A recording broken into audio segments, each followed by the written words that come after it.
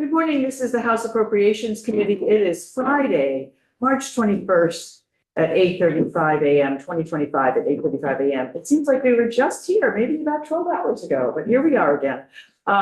This morning, we're delighted to have Ledge Council and Joint Fiscal and the House Transportation Committee come talk to us about the T-bill so that we can help close our budget today. So we have from Ledge Council, Damian Leonard, and who has switched from labor to transportation, and I see a smile on his face. So Damian, let's start with you, and then we'll have Logan come and talk from Joint Fiscal, and then Matt, if you've got more questions, we'll have you in transportation. So. Great. Thank you. Good morning. For the record, I'm Damian Leonard from the Office of Legislative Counsel. Madam Chair, do you want me to walk through the entire bill? Or just focus on the areas where there's money? Yes, and we'll have JFO go through a little bit. We have the fiscal note and we have the transportation on the page. So just really highlights. We do not need to be experts on transportation today. Great. So the very first highlight in sections 1 and 2 is that this bill proposes to adopt the governor's recommended transportation program in its entirety with one technical change. That's in section 2. There was a typographical error in the rail program that included a project from last year, and that is being replaced with repairs to the White River Junction Rail Depot roof. Same exact dollar amount. It's great, that technical error. So that's straightforward. Let's see, other things in here that cost money.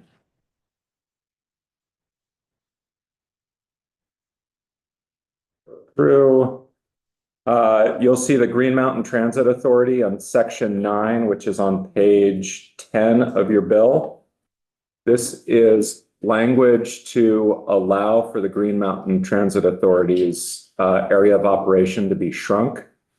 So they're our only transit authority that is a chartered entity. So they're governed by a state charter. So like municipality, we have to amend that if we want them to make changes. So currently their area of operation is Chittenden, Franklin, Grand Isle, and Washington counties, as well as the towns of Orange, Washington, and Williamstown, and then additional counties for commuter services and other services. This would say that the area of operation is Chittenden County for fixed route bus service, but that they may operate outside the county, and that they may also operate demand response transit in Chittenden County as determined by the Agency of Transportation's grant process. So this allows for flexibility as the negotiations go on about how their services might change to hopefully allow them to operate within their budget. Yeah, I know become more sustainable. Problems over the last few years. Hearing about it from previous transportation chairs, it's been a challenge. And I can ask Matt, but did they talk about whether did they put the fare boxes in? Are they in the buses now? That's a good question. I will ask Chair. Matt. Yes. Okay, great, thanks. Let's see. So section 10 is another one that will affect appropriations. It's not going to affect the total dollar amount, but it's going to affect how T-fund appropriations are allocated going forward. What it does is in last biennium, we added an inflator for the general state aid for town highways, which is the formula that distributes state money among the towns. This year, the T-bill proposes to add that for the state aid for town highway structures and the Class 2 roadway program. And then they'll all be tied to the same inflator. The way that inflator works is it is the lesser of the growth in T-fund appropriations or the CPI.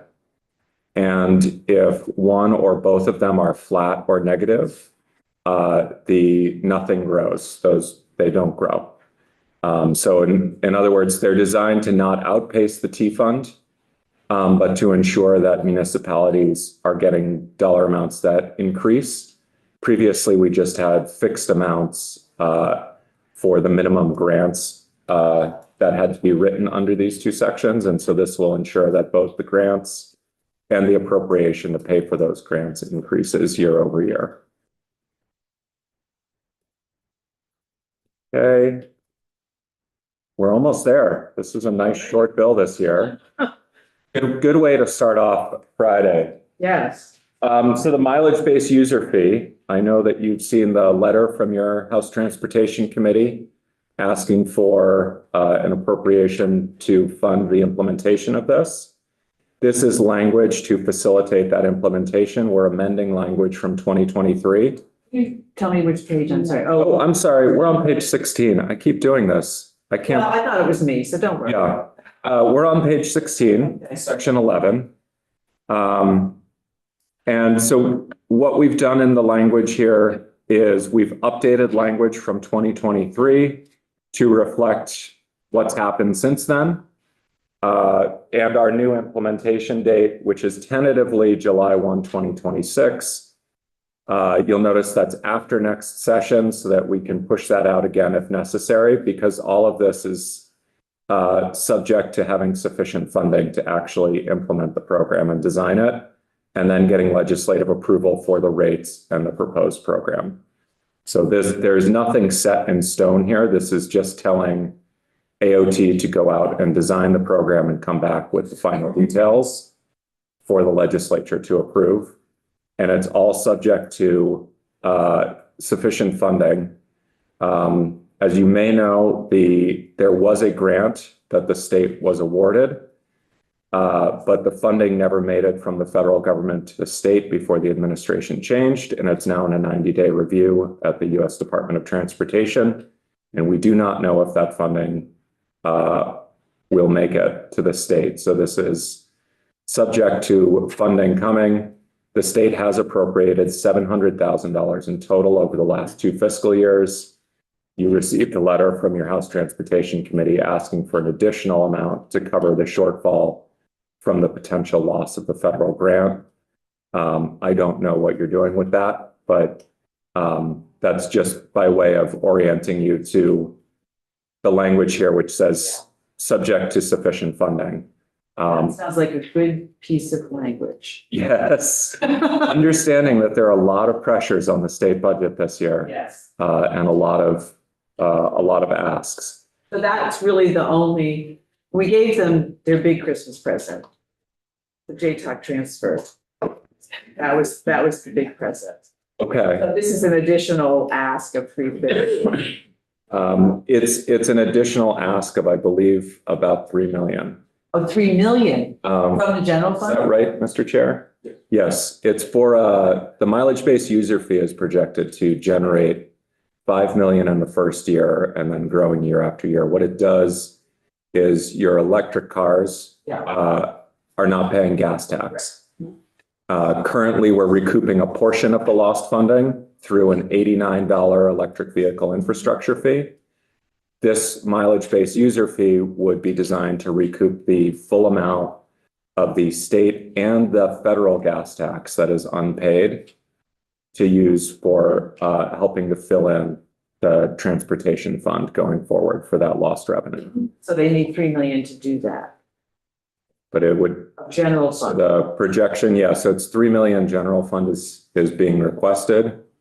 The projection is that in the first year, it would generate roughly 5, and then that would grow year over year as EV use grows. And then if the mileage-based user fee gets extended to other vehicles, like plug-in hybrid or possibly replacing the gas tax over time, it would eventually produce quite a bit more as it extends to other types of vehicles, if that happens. So I'm looking, it says 1.4 million is appropriated from the T fund.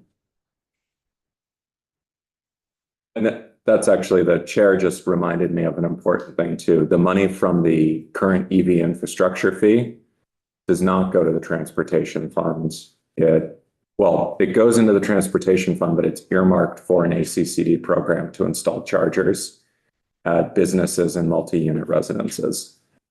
So that's another piece there. It's not actually repairing bridges or paving roads. Right. Or doing other things. And is the request for the 3 million in here? It is not in here. So that was sent to you. Right. Understanding that any appropriation needs to go through the big bill, especially one that size. The best place to look at and sort of get the gist of this is section 12. So if you think of section 11 as taking the language from 2023 and just updating it to reflect things that have happened since then.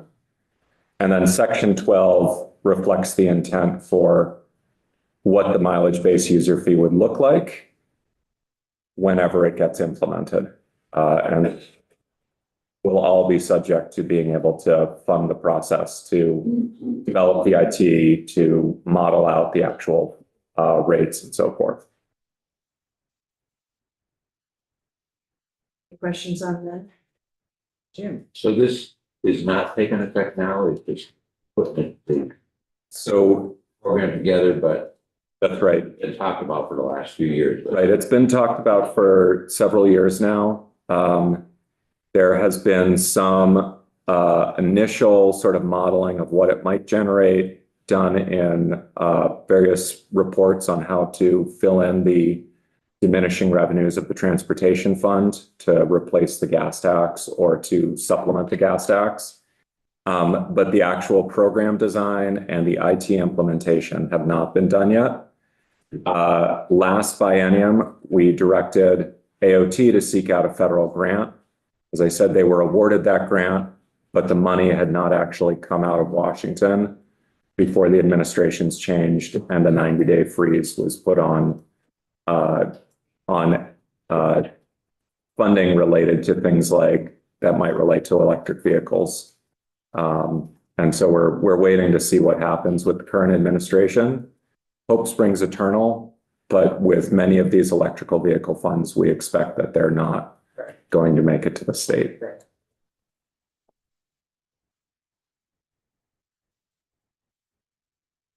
And so, is that everything, James? Nope. There is actually something in here that is a one-time appropriation that I imagine you might want to pull out of this bill and put into a different one. And that's section 13 on page 21. This is, so that EV infrastructure fee money I mentioned, in the original governor's recommended budget that came over through an oversight, this was left out of the proposal. And so this would be a one-time appropriation from the transportation fund to the Agency of Transportation to be distributed to ACCD for the level 1 and 2 charger program at multi-unit residences and businesses. I believe there is proposed language to reduce, Logan, what's the reduction that they're proposing, or Chris? The reduction to balance out the 1.4 million for the chargers? Yeah. Is that the TIB fund transfer? Yeah, so I'll talk about, like, Logan Woodbury from the fiscal office. When I come up, there is a transfer that is occurring in the GovRec budget from the T fund into the TIB fund to make up for a revenue downgrade. The GovRec wanted to transfer over $2.3 million. After doing some math, the number only needs to be 900,000. So that's where you get the 1.4 that is now being spent as a one-time to ACCD. But that's coming from the T fund to ACCD. So So why would we want to pull it out of here? You could leave it in here. It's just a one-time appropriation, and But it's not from general fund. it's not from general fund, and this is me being new in the transportation role. I'm just used to having any appropriation I bring into this room pulled right out of the bill. So customarily in the past, this committee has pulled out one-time appropriations from underlying bills, put them all in the big bill regardless of whether it was From T another fund fund? or general fund. Is there a benefit? It keeps everything in one place.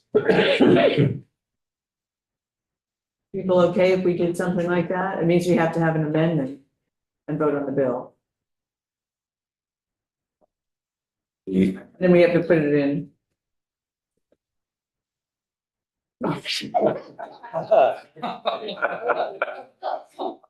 Yeah, no, Lynn?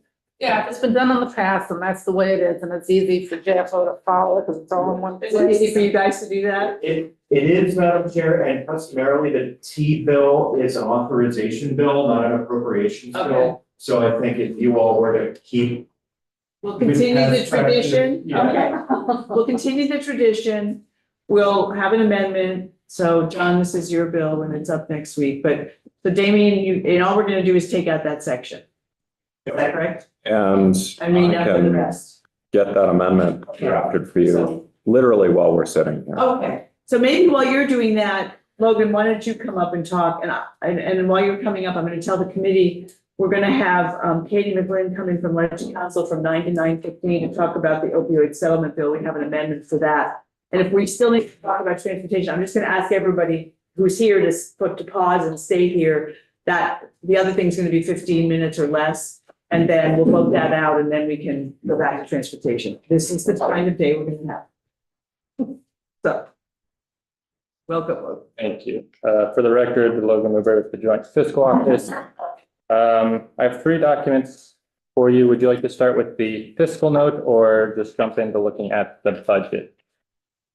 You have these. Yeah, so these break down sort of the budget. They break down with white book, which as Damien mentioned is section 1 adopts this big white book.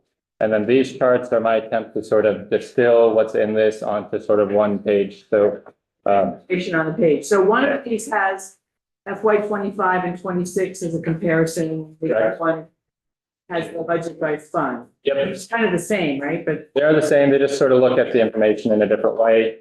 The comparison will compare it to last year's budget. that'd be nice for us to see the comparison. Sure, we can start with that.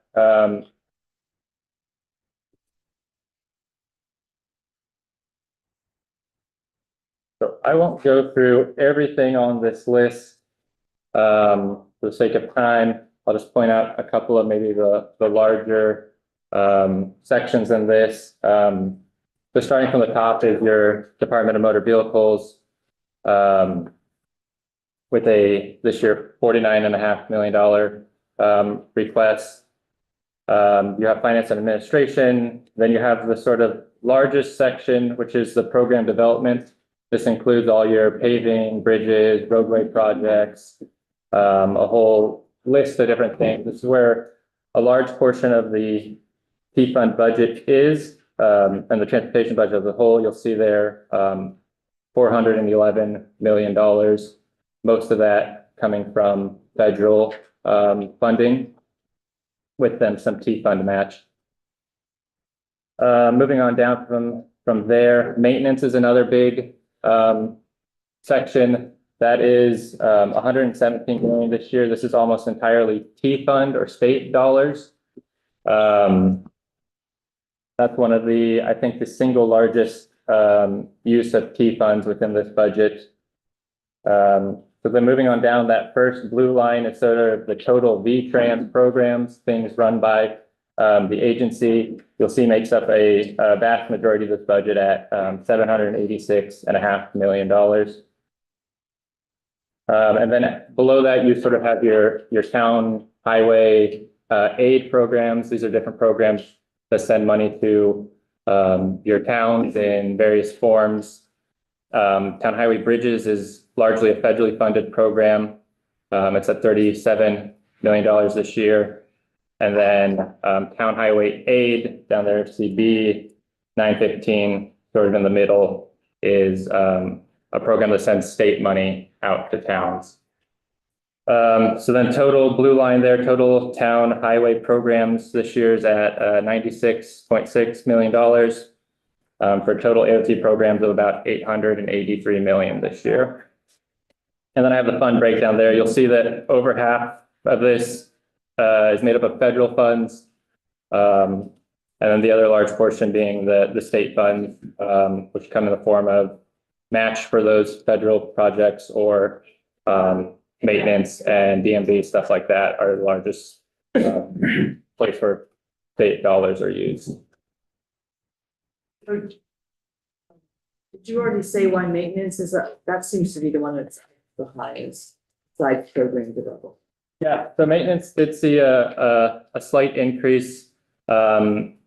maintenance is very personnel heavy. There's a lot of people involved in that work. Potholes and stuff. Filling potholes.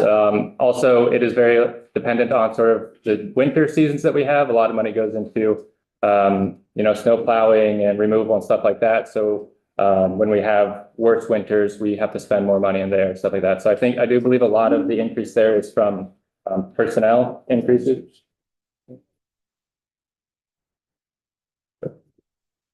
Yeah. Yes, a lot of federal money.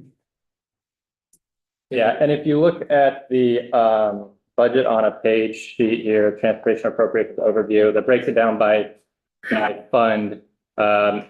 You can sort of follow the federal dollars. It's the third column down and see where a lot of those are going. At the top there, three down at 903, B903. When you look at the total program developments, that's all of our roadway and bridge projects, stuff like that. So that's where a vast majority of our federal funding goes, $308 million this year. And then the other big ones are public transit, rail, and other things like that. Great. And then the 1.4 million is down at the bottom. We have to take. Yeah, that's the one time that was discussed. Great. Any questions for Logan? Don't go away. We'll have Matt come up because we have questions for him. Thank you.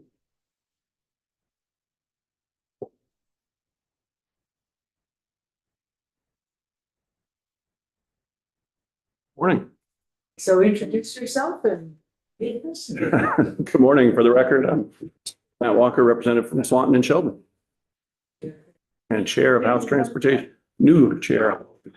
Congratulations on being on the leaderboard.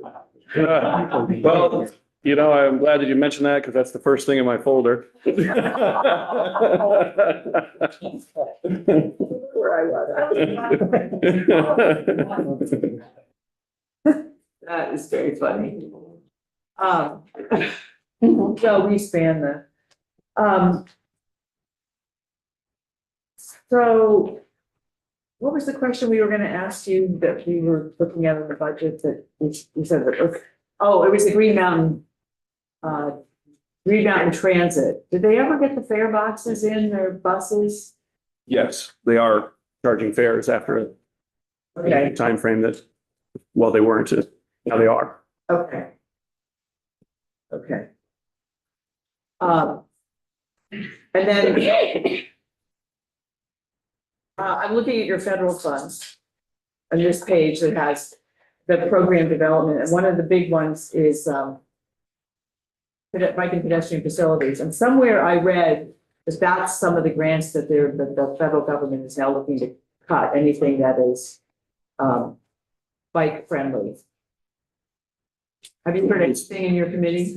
Well, the bike ped in, B903, the huge piece of federal funds is the earmark spending primarily for the bicycle pedestrian bridge over the interstate between South Burlington. Yeah. And the last that I had heard in committee, or last we heard in committee, was it is under review. It is held right now. Yes. Good as nothing. Okay. All right. As we heard about the mileage-based user fee, it puts us in tough spots. And I'll comment on that if we have a chance. And I have a question about the $3 million request. What would happen if we only did half? It would, Madam Chair, they would give them a chance to move forward without necessarily completing. And I think the hardest part, and I appreciate the opportunity for that, and that would help the agency move forward and we can revisit it. And it puts us in this spot, it's the 90-day hold, which there's little confidence that it's going to get approved. But if we don't move forward, we're leaving $5 to $6 million on the table next year, which has already been passed in law to do it. But if we do appropriate the state funds and then the federal funds by some way were to come through, we wouldn't be able to accept them because you can't use federal funds to pay back state funds, I guess, from what I understand. So it puts us in a very difficult spot. Certainly, I would like the appropriation, but I want to do what's fiscally the most responsible. And in this area, I'm at a struggle. We as a committee are at a struggle. Okay. We're asking sort of everybody, what happens if we looked at it and did half or did, We could start and we can be far more ready than we would be Yeah. otherwise. so we'll have that. Any other questions?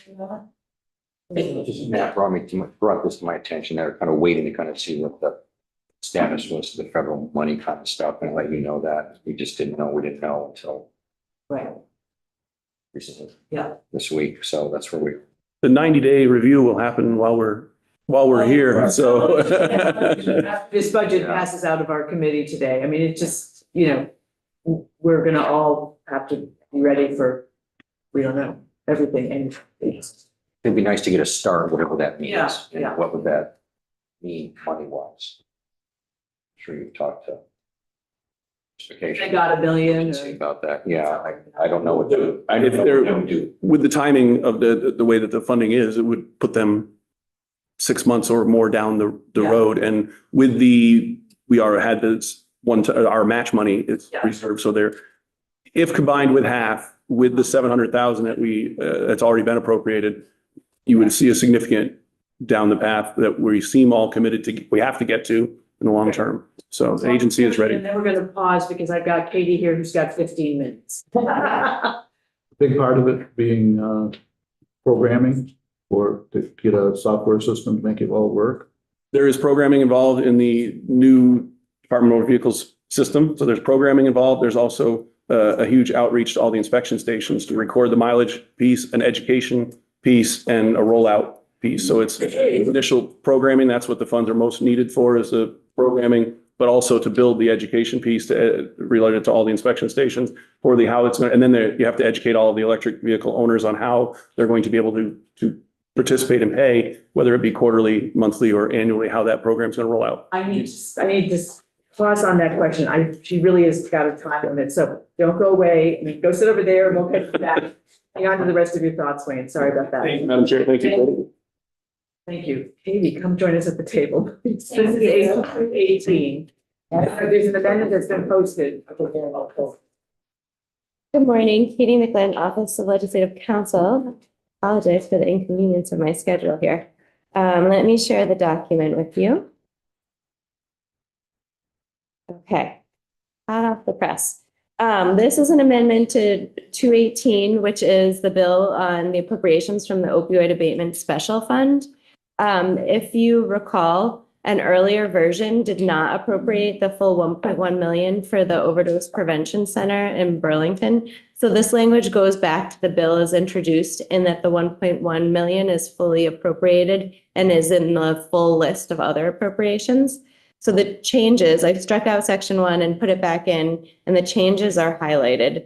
So if we scroll down, this subdivision 5 is the same language that was in the bill as introduced, 1.1 million to the health department for the purpose of awarding grants to the city of Burlington for establishing an overdose prevention center upon submission of a grant proposal that has been approved by the Burlington City Council and meets the requirements and statute, including the guidelines developed by the Department of Health. And then we have intent language. It is the intent of the General Assembly to continue to appropriate funds from the opioid abatement special fund, shouldn't be funds, fund through fiscal year 2028 for the purpose of awarding grants to the city of Burlington for the operation of the overdose prevention center unless and until the special fund does not have sufficient monies to fund this expenditure. So was that in the original language as well, that B section? Yes. So we're just putting back in. There had been, this language had been B and this had been C, so it's highlighted because it's been renumbered. But that large section B, the intent of the General Assembly to fund. Oh, yes. Sorry, that's subdivision B. No. Okay, it's just putting back in what we had. Okay. Yes. Okay. So this is all coming out of the opioid settlement fund. There's no general fund. Go ahead. The committee learned that the planning is underway and has made some real headway, and that they will need the full appropriation in the coming year. And so that's just, and there are other kind of underspent line items from the opioid settlement fund. And we didn't put any constraints on those. So we just want to be consistent throughout. And we have budgets, et cetera, from the city of Burlington that demonstrate that they're likely to use that full appropriation. Jim. What happens, if the feds decide to enforce and not allow, safe injection sites? Depending on the assistant or whatever district attorney for the US, what happens to that money in that case if it's already been appropriated? Appropriated, I imagine, I mean, what this says is like, Huh. once the Burlington is approved or whatever, you get the money, right? for the purpose of awarding grants. On submission of a grant proposal that has been approved, but meets the requirements. I'm not entirely sure what would happen at that point. If it's been appropriated and then there's not authorization to move forward with it. I'm not sure if there's the possibility to claw it back. Yeah, we claw back if we. I don't know. I'm not the lawyer. Mhm. I read that, okay, City of Burlington has certified that they're good, got a plan, whatever, Mhm. and the fund gives them the money, right? And then the next day, feds announce that they're going to not allow it, Mhm. prosecute, whatever they do, Mhm. what happens to the money? I don't have an answer for you right on the spot. I would have to speak with JFO and see what typically happens if there's an appropriation made and for whatever reason it can't be utilized. Well, so this puts it back to the governor's recommend. In the Department of Health recommended this appropriation. House Human Services amended it, looking at, well, where are they in the process? So at any rate, it's consistent with what the opioid settlement advisory committee said, and I don't But this really. doesn't answer the question, right? Yeah.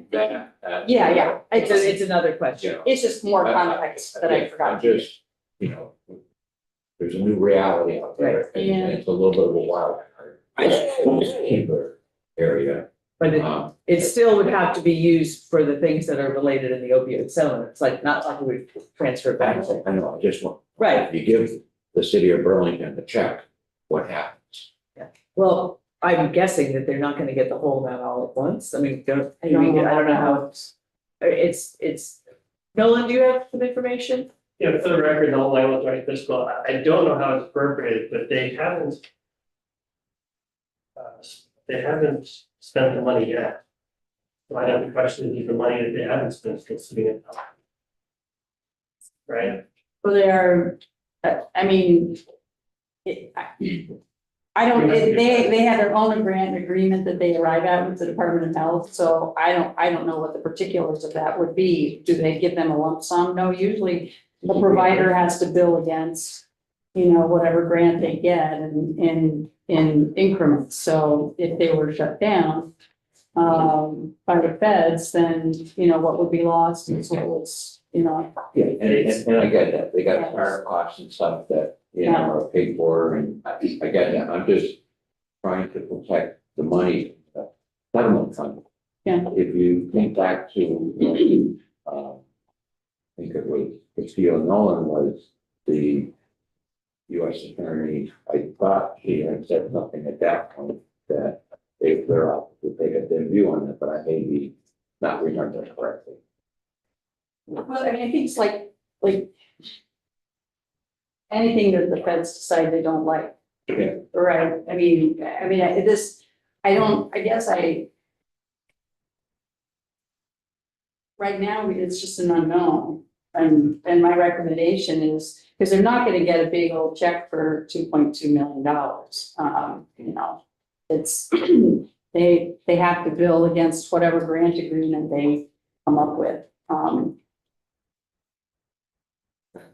I'm sorry if I'm. No, it's, we all, I mean, there's so many unknowns that we have about so many things. You know,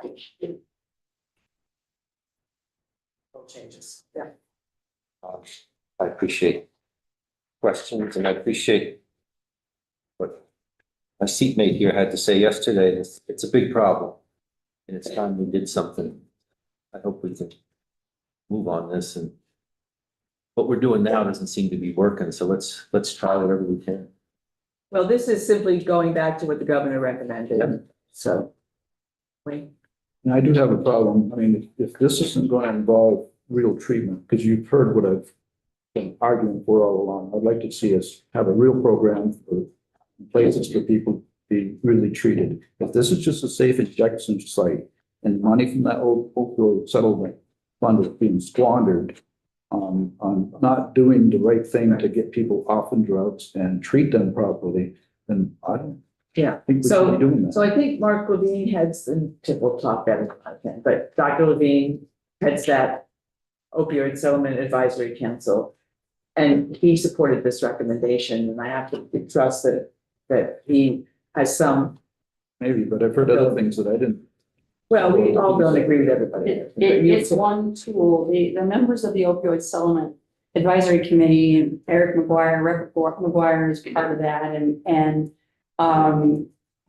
you know, what is funded here is a real mix of prevention activities and treatment activities and support activities once people are in recovery. And this is just one tool. And that is how the Department of Health has accepted it. And it has gotten the full endorsement of the advisory committee, and the chair of human services and Rep. McGuire were very clear that they wanted to respect the recommendations of the advisory committee and the Department of Health in making their own recommendations. So they didn't mess around with what, you know. But I hear what you're saying. Thanks. Yeah.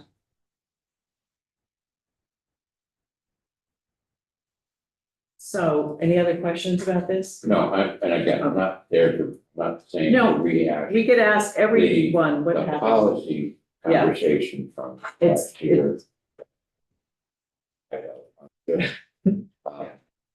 Just trying to protect our money, and that's all, and maybe it doesn't need, maybe there's safeguards in it.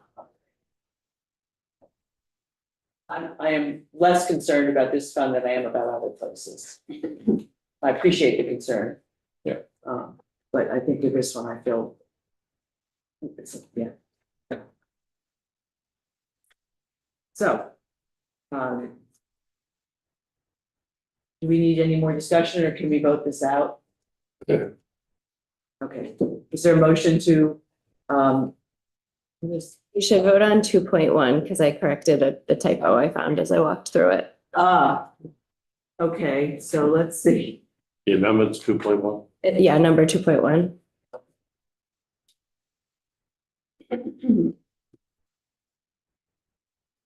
Can you just send me a clean copy also? Yeah. Okay. Is there a motion to, Here's a motion okay. To accept. to accept amendment 2.1 Yes. on H. 218. We are the house still. Yes, there was a settlement, the essence settlement I was going for. He's moving beyond later in the session. We'll be doing essence later, yeah, okay, Page 218. okay, great. If there's no further discussion, then the clerk is ready, we commence the vote. Representative Blumenle, Yes. Representative Dickinson, Yes. Representative Harrison, Yes. Representative Kancensky, Yes. Representative LaRoche. No. Representative Rowicki, Yes. Representative Nigro, Yes. Representative Squirrel, yes. Representative Stevens, Yes. Representative Boney. Yes. Representative Shaw. Yes, Okay, so that's 10-1-0. all right, and then we need a motion to approved as 218. Oh, gosh, it's. You know, some people have problem with names and other people have. Oh, it's letters. That might be a dollar. Much better with numbers. That might be a dollar. H218. H218 as amended by House Appropriations. I think, is that what we need to say? Well, further amendment, right? Yeah. Further amended. As amended by House Human Services and further amended by House Appropriations. Yes. Okay. Good. Yes. Okay, move that. All right. Representative Bloomley, Yes. Representative Dickinson, Yes. Representative Harrison, Yes. Representative Consenska, Yes. Representative LaRoche.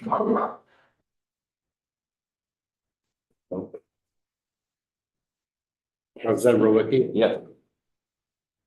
Representative Nyberg. Yeah. Representative Squirrel, yes. Representative Stevens. Yes. Representative Yakavoni. Yes.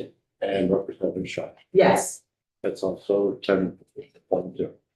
Thank you. And that's Tiff.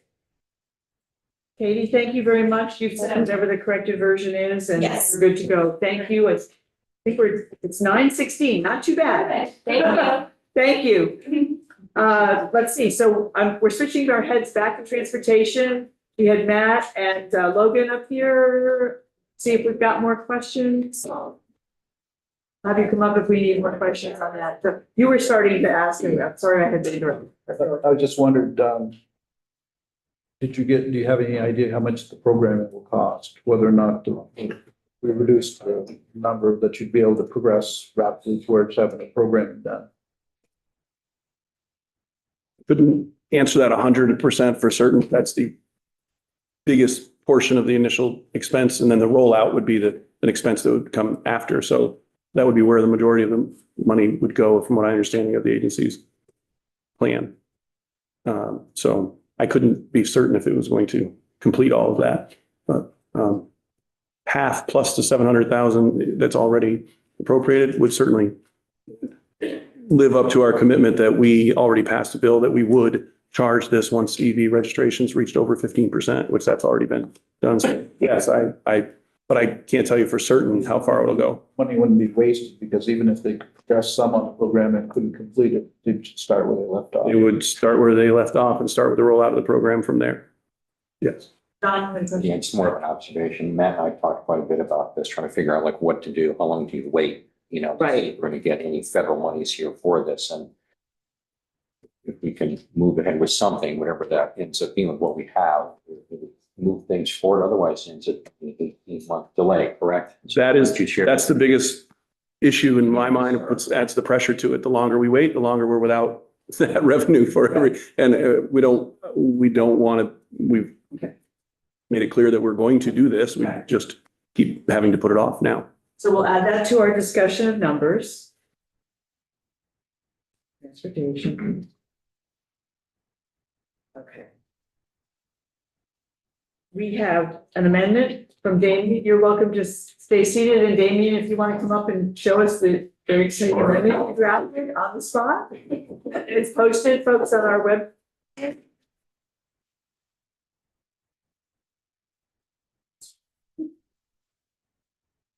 1.1. 1.1, long and complicated. So we are striking out section 13 and its reader assistance heading in their entireties. And we're inserting a new section 13 that just says deleted. Short and sweet. So you don't even have to renumber everything. No, I'll just do this, and then Okay, if things change in the Senate, okay, we can okay. redo it. But otherwise, this is much easier. Yes. Thank you very much. And Chris, you'll make sure Grady gets what he needs for this. So on it. Thank you so much. John, questions? No. Does anybody have any questions about the T-bill? I have one comment. You can make a comment. I would like to, on behalf of the House Transportation Committee, I wanted to thank the House Appropriations Committee for the work that was done in the early part of the session, particularly rated that you had mentioned earlier about the JTOC transfer and the money and the huge impact that has on transportation fees. So thank you very much. Transportation. We'll will give us something back another time. This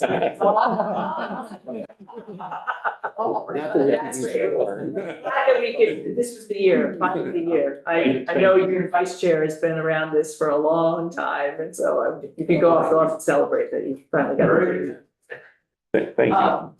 So, thank you. So we have an amendment. Are people ready to vote on this bill? Can we vote on this bill? Okay. So we first have to vote on the amendment. Is there a motion to support the amendment? Don? Support the amendment. Okay, Trevor's gonna be busy today. Hang on. I have nothing else to do today. You wanted to report the BAA for me?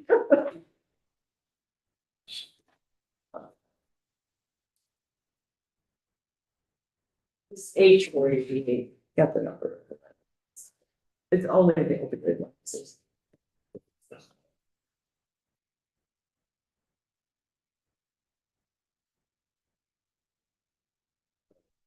You have an amendment, right? Right, so John has made the motion to support a draft 1.1 of House Amendment. You'll write it better than I'm saying it, 488. Okay, I'm ready if you got. Okay, go for it. Representative Bloomberg, Yes, Representative Dickinson, you just walked out. Representative Harrison, Yes. Representative Konsenska, Yes. Representative LaRoche, Yes. Representative Warwick, Yes. Representative Nigro, Yes. Representative Squirrel, yes, Representative Stevens. Representative Jacoboni, Yes. Representative Shaw, Yes. 902. Okay, yeah, we'll just keep going, that's fine. Oh, somebody's coming in. Maybe we can hold the vote open for the amendment on the transportation. Maybe if you'd like to take your seat and vote on the amendment, that would be lovely. I'm having one, but I prefer not to have a two if you want. Representative Stevens. Yes. Thank you.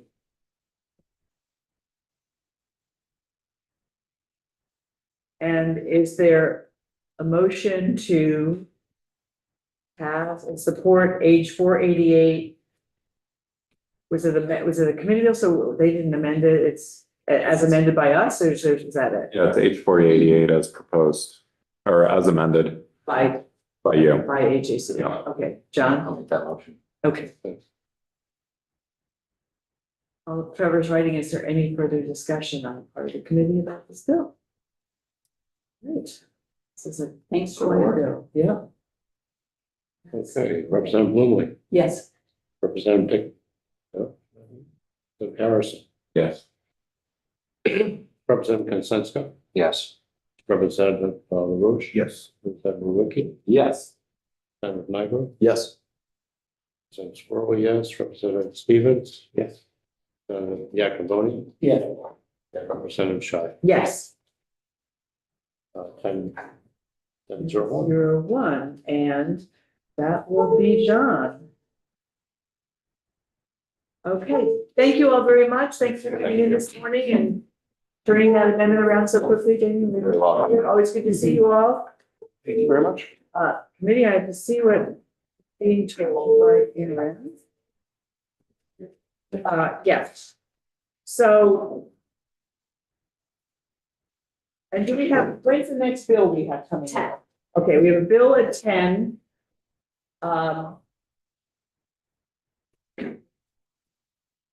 Just break. So we're gonna break till 10. Let's go offline.